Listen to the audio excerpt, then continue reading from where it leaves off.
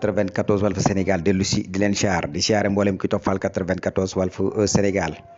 seen analyse chronique yi nga xam ni dañ leen koy defal saa su nekk ci réew mi ak bitim réew jaajëfal nañ leen siyaar nañ leen way leen di toppal 94 Walf Sénégal ñu ngi nuyu waa diaspora bi yëpp sénégalais yi nekk ci diaspora bi yëpp partout dans le monde fépp sénégalais nekk rek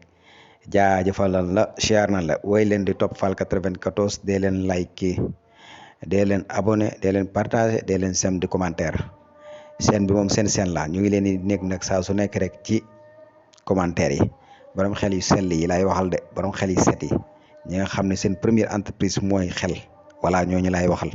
ñi si des tamit ñun ñëw ku mën a ñëw daal commentaire yaa ngi fi Cheikh Bara Ndiaye gis nañ ko nag wax dëgg yàlla depuis bi nga xamee ne jóge na ci jafe-jafe mi voilà mi ngi dem ci ay bokkam mi ngi dem tamit ci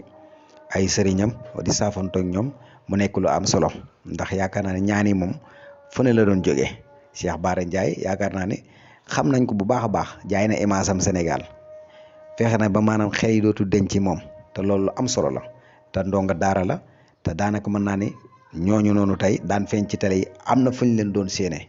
am na beneen image bu ñu doon gis ci ñoom mais bu ñu demee ba am ndonga daara di toog ci kanamu télévision yi di wax loo xam ne nit ñi mën nañ ci teg seen baaraam loolu dafay nekk loo xam ne nii lu am solo kon liggéey na liggéey boo xam liggéey bu rëy la xelam la utiliser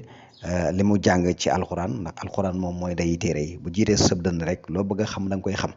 te yaakaar na moo tax ndonga daara yi mënoo def dara lu leen jaaxal amut ci àdduna ndax alxuraan ji jiitu seenub dënd tax alxuraan lu am solo la ndax mooy nday téere yi voilà kon yaakaar naa ne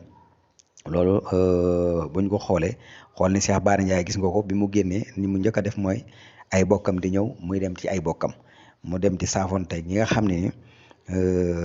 ay wëllëreem lañ ak ay sëriñam gis ngeen ko noonu mu dem ci sëñ Abdou Samad ak ñeneen ak ñeneen ñu bari Sénégal a ngook loolu mooy Sénégal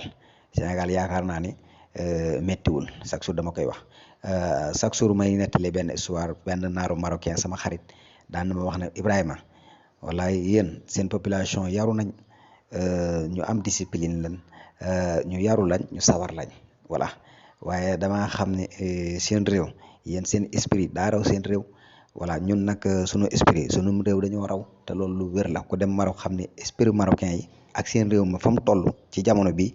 wax dëgg yàlla seen réew raw na leen waaye ku ñëw fii ñun ci ñun da ngay xam ne esprit sénégalais yi ak